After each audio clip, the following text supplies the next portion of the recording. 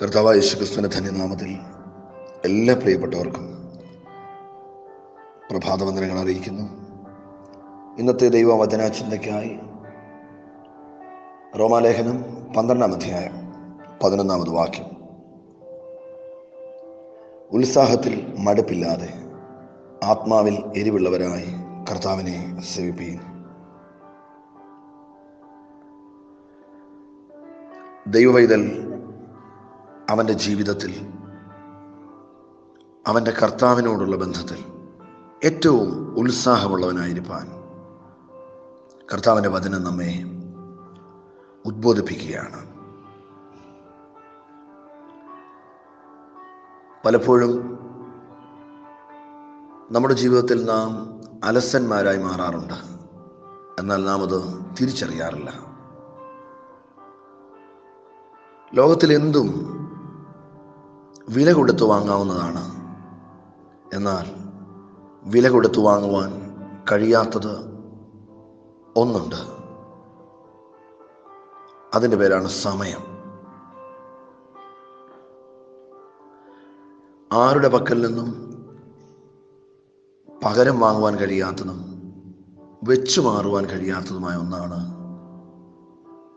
സമയം എന്നുള്ളത്. ആകെ സമയം തക്കത്തിൽ ഉപയോഗിക്കുവാൻ ദൈവത്തിൻ്റെ വചനം നമ്മെ ബുദ്ധി ഉപദേശിക്കുകയാണ്. ഇവിടെ അപ്പോസ്തലൻ ഇപ്രകാരം ഓർപ്പിക്കുന്നു: ഉത്സാഹത്തിൽ മടുപ്പില്ലാതെ ആത്മാവിൽ എരിവുള്ളവരായി കർത്താവിനെ സേവിപ്പീൻ. സദൃശവാക്യം 6-ാം അധ്യായം 6 മുതൽ 12 വരെയുള്ള വാക്യങ്ങളിൽ ഇപ്രകാരം ഓർപ്പിക്കുന്നു: ഉറുമ്പിനെ നോക്കി ബുദ്ധി പഠിക്കാൻ. അത് വേനൽക്കാലത്ത് തൻ്റെ തീൻ ശേഖരിക്കുകയാണ്.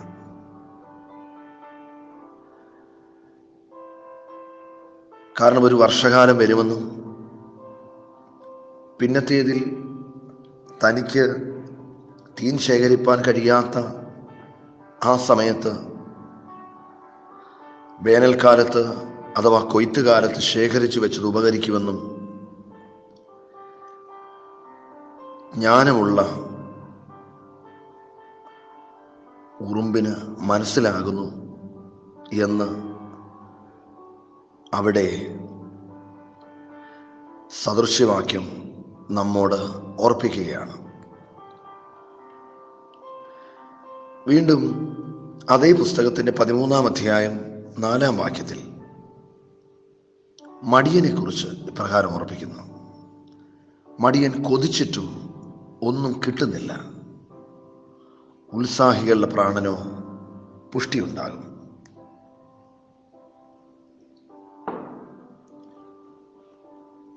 മടിയൻ കൊതിച്ചിട്ടും ഒന്നും കിട്ടുന്നില്ല. ലോകത്തിൽ ആരെങ്കിലും ഏതെങ്കിലും നല്ല നിലവാരത്തിൽ എത്തിച്ചേർന്നിട്ടുണ്ടെങ്കിൽ അതിൻ്റെ പിൻപിൽ ശ്രമകരമായ അധ്വാനവും ആത്മാർത്ഥമായ ഉത്സാഹത്തോടുകൂടെയുള്ള കഠിന പ്രയത്നമുണ്ട്.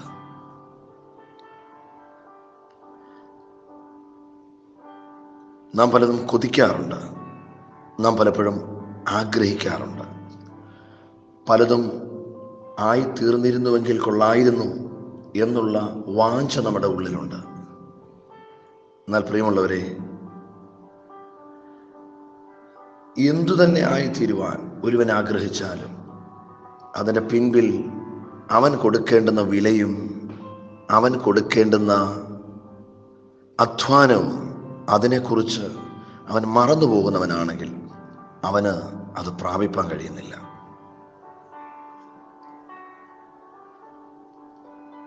സദൃശവാക്യം 22-29 ഇപ്രകാരം പറയുന്നു: പ്രവൃത്തിയിൽ സാമർഥ്യമുള്ള പുരുഷനെ നീ കാണുന്നുവോ?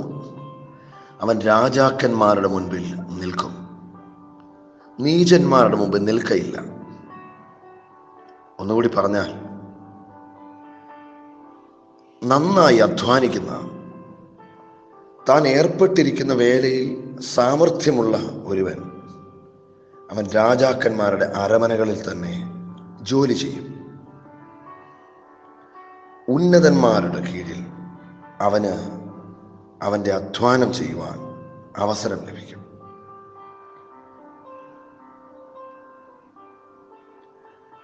അതെ, നാം ഉത്സാഹമുള്ളവരാകുവാൻ കർത്താവ് നമ്മെ ഓർപ്പിക്കുക.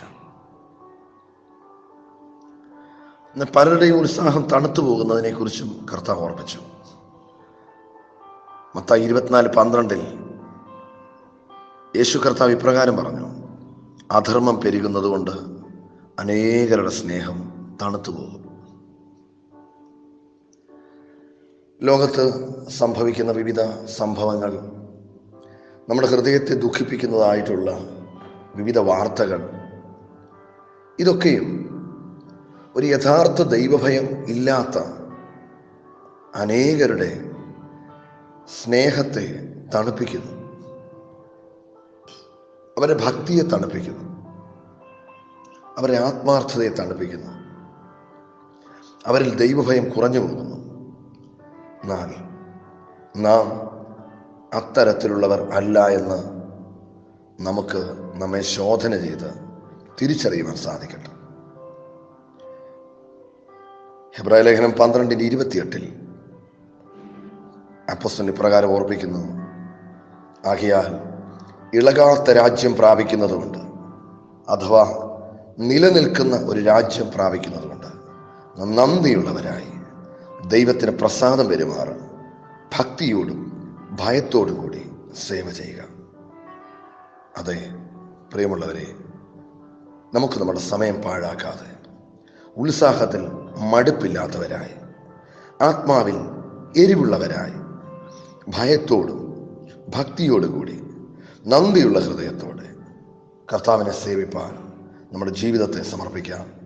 കർത്താവ് നമ്മെ അനുഗ്രഹിക്കട്ടെ.